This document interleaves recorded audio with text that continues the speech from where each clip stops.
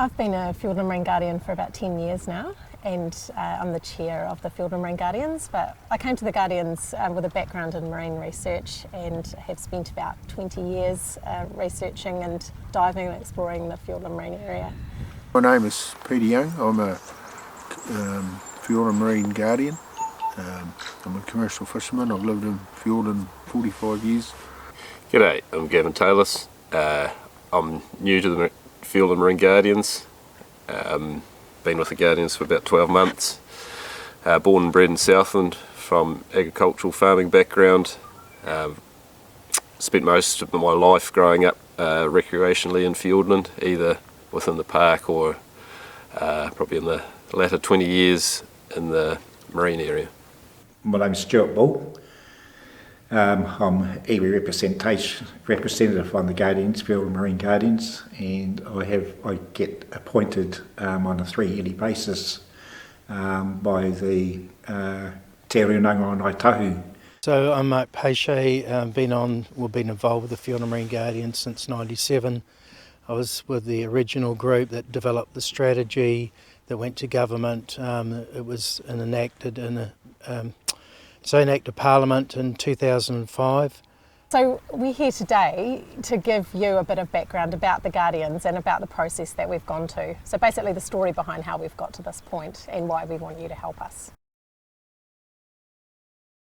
I was there at the development and the inception of the Guardians, before it was the Guardians, and I had the opportunity and the privilege of being there at their first meeting. We all sat around the table and opposite each other, and you could almost feel the tension in the room, like, what do you want, what do you want? So I think Laurel sensed that too, and so she got us to introduce ourselves first off, but then she said, right, before we go any further, I now want to go around the room, and I want each one of you to tell me why you're here today.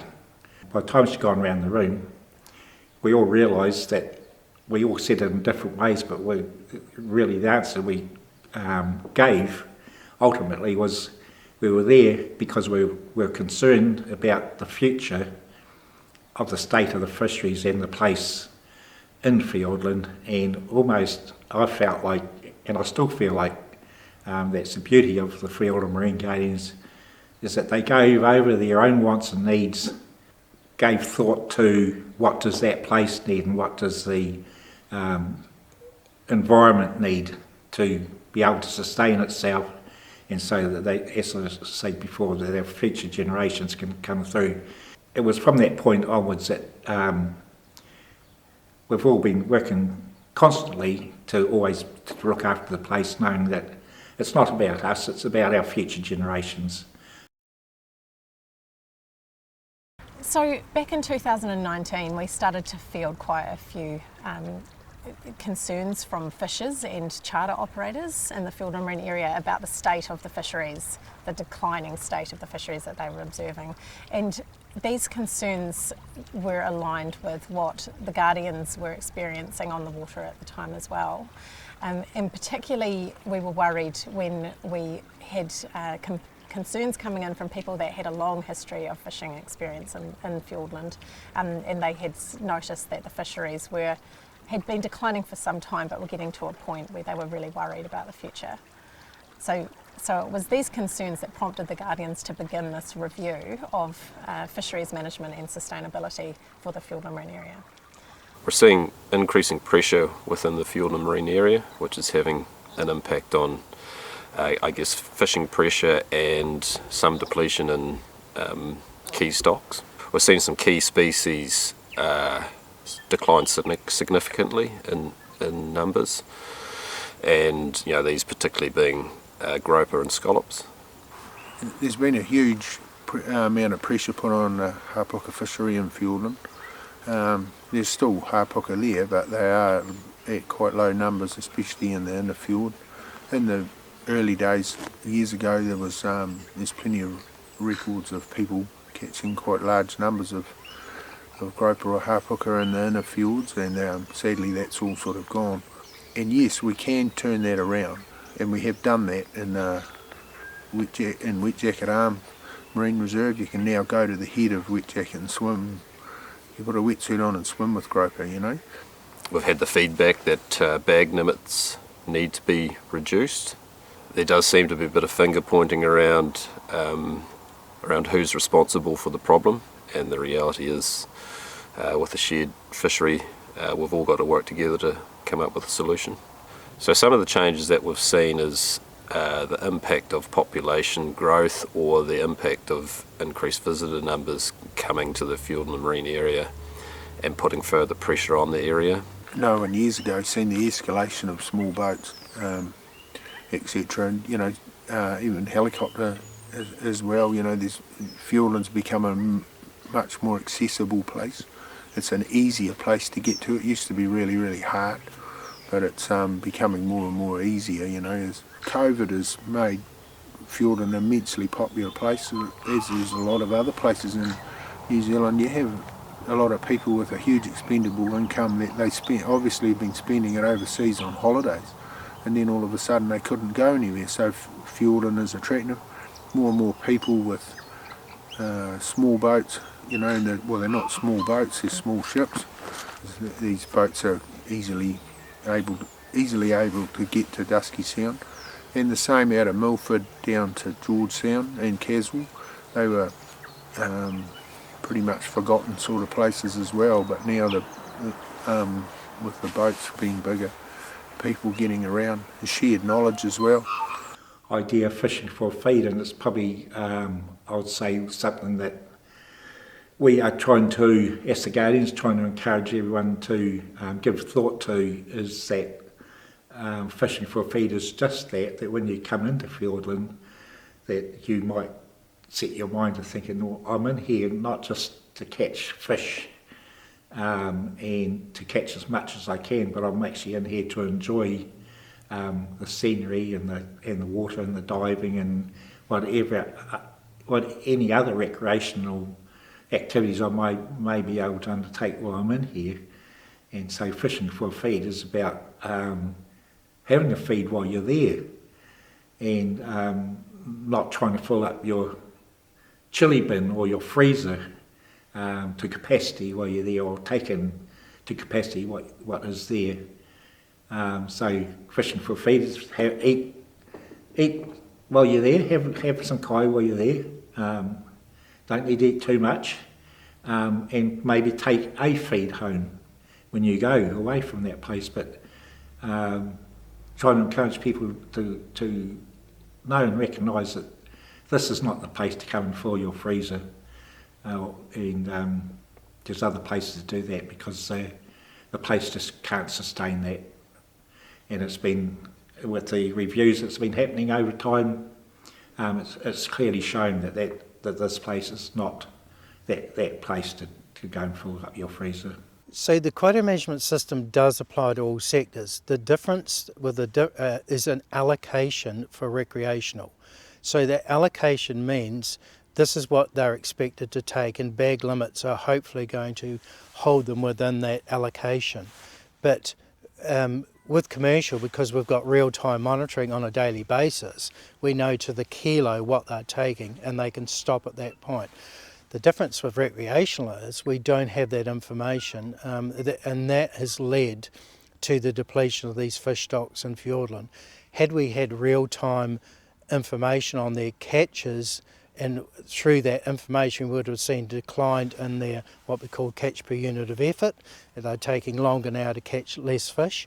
So if we had that information on recreational, we would not have had these fish stocks get to these depleted states.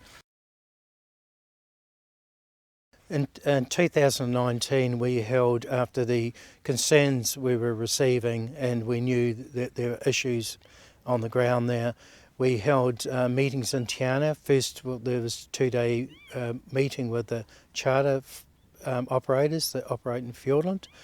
And a couple of months after that, we had another 2-day meeting with some key recreational people. We knew that had spent a lot of time in there, and they were identified as people that were knowledgeable and would have a good basis of understanding.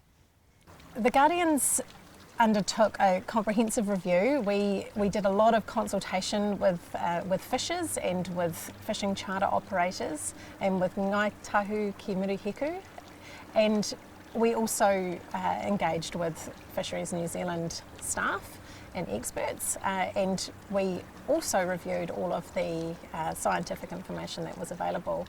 And it was challenging because what we came to appreciate was that there is very little data around recreational fisheries and fish stocks in particular.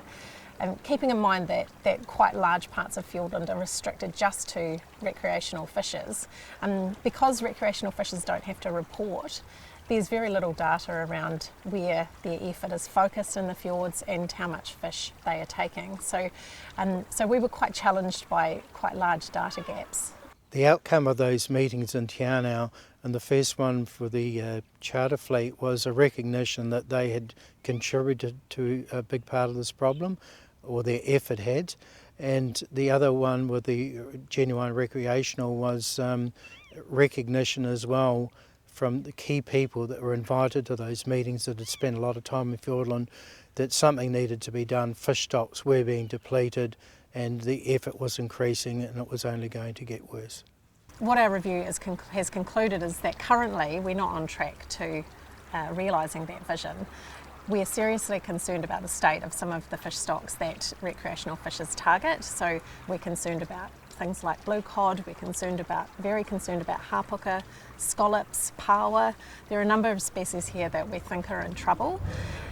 If we can't halt this decline and work to rebuild the fisheries, then way more drastic measures will be required in the future. And we don't want to see things like closed areas in the future. We want to come up with a way that we can manage these fish stocks for the future, that enable people to keep accessing them, but in a way that is sustainable. Well, Fisheries New Zealand are consulting on a proposal that the Fiordland Marine Guardians have put together for changes to the recreational fishing rules and regulations in the Fiordland Marine area. And this is just part of a more comprehensive review that the Guardians have done around fisheries sustainability in the Fiordland Marine area.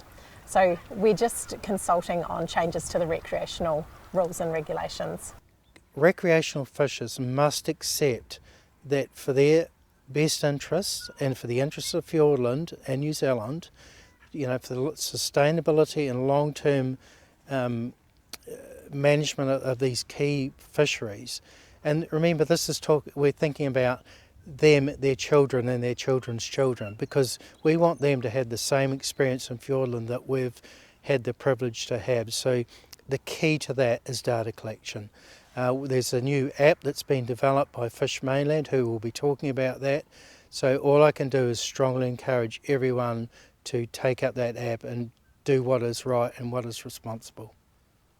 So yeah, get on board with the app, get on board with everyone, get involved in it, put your submissions in, keep looking at the Marine Guardians website, see what's going on. If you're not happy, that's fine.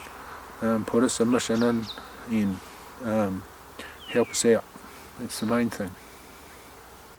So what we're wanting the public to do is to get familiar with our proposal. So we've summarised our proposal that we put forward to Minister Parker into a document. It's about 10 pages long, but we'd really like people to familiarise themselves with that, and then we really want them to file a submission, and in that we want them to be constructive, help us to see if there are ways that we can strengthen our proposal to increase the chances of it being successful in turning around some of these declining fish stocks in Fiordland.